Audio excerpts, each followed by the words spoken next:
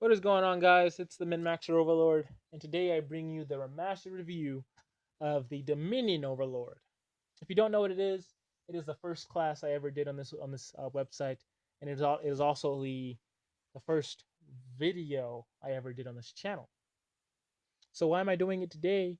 Well, it's because finally got its final edits, or almost final edits. I'm pretty sure there's maybe like one thing still wrong with it, probably like a grammar or anything. But yeah, it has been completely finalized and is completely ready to go, and there's nothing stopping it from being a very powerful class.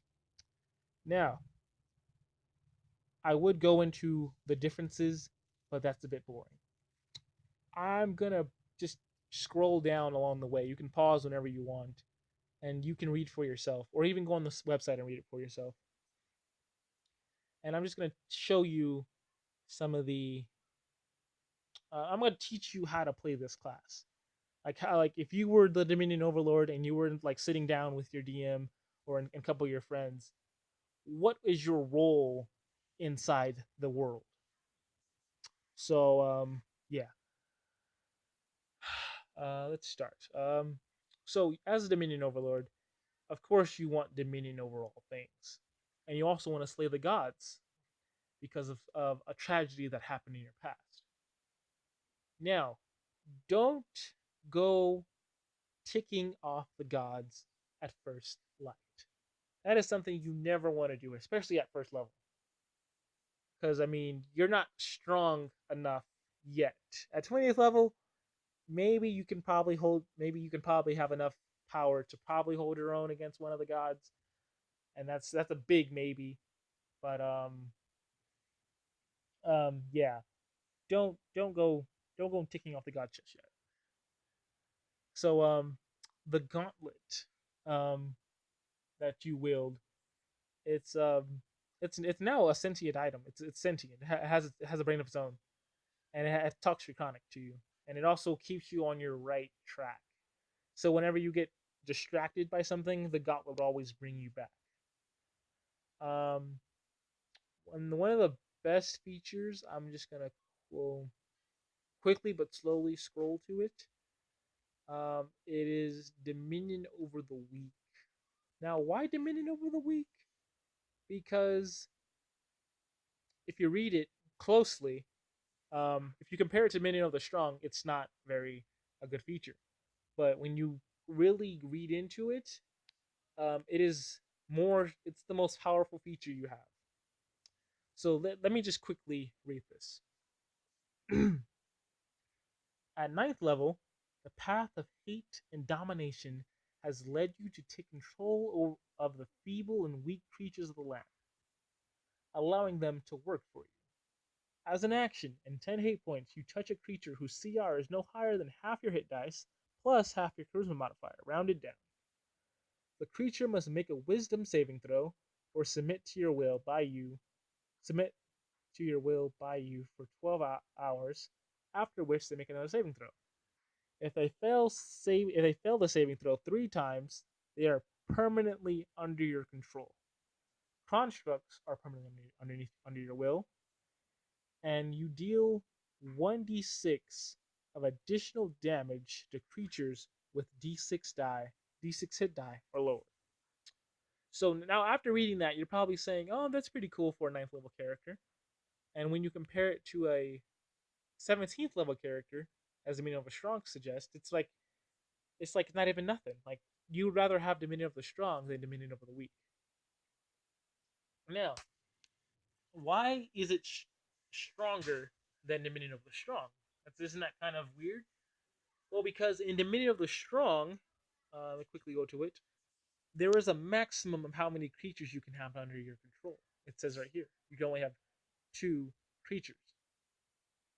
But if you read on Dominion of the Weak, there's no limit. The only limit is your hate points, which means you can have a bunch of creatures underneath your control. Not to mention that if they have a low wisdom, you can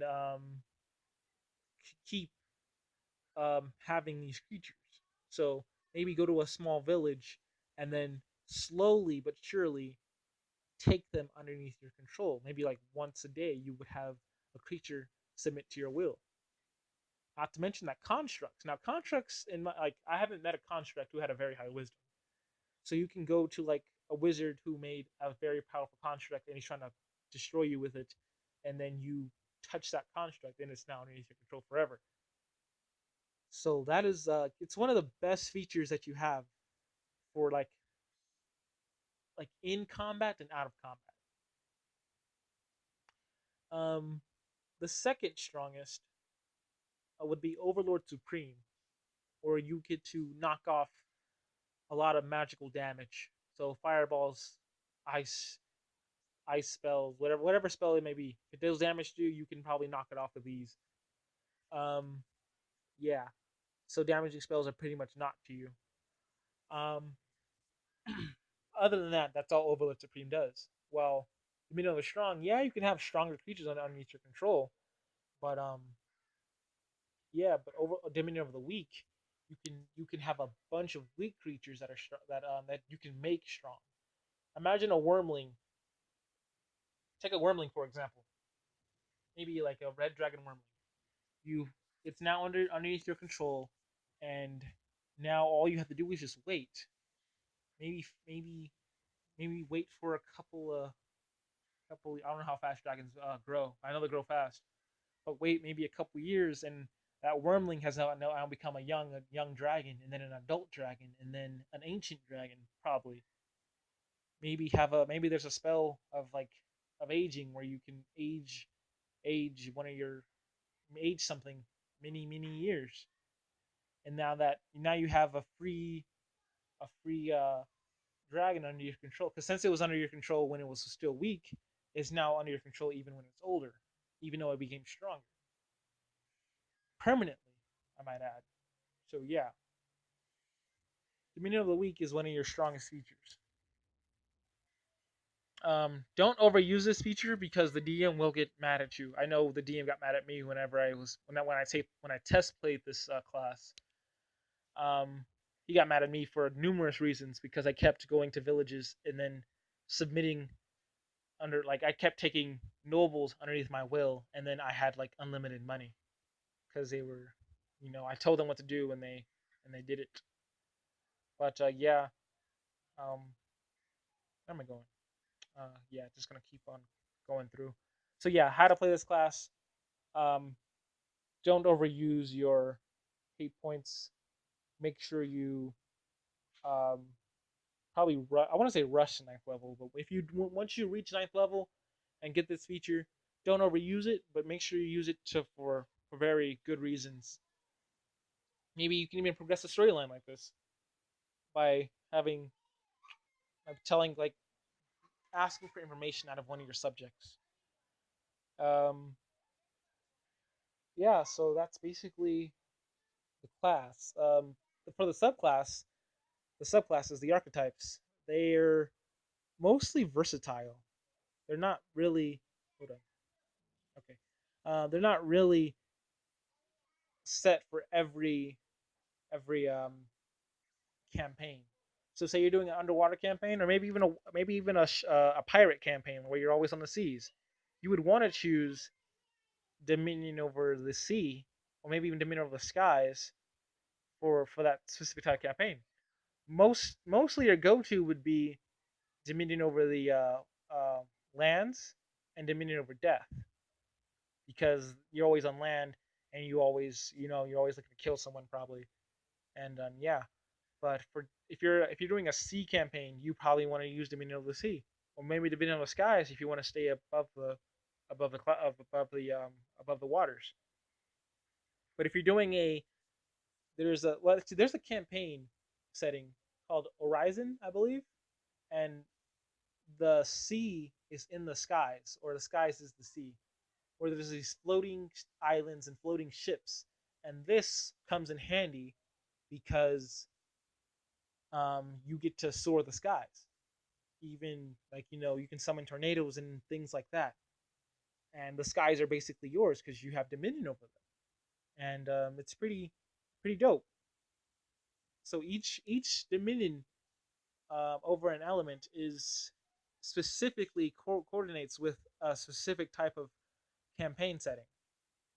Other than that, playing this class is a it's pretty. I would say pretty easy, but it's pretty simple to grasp. You can understand it very easily.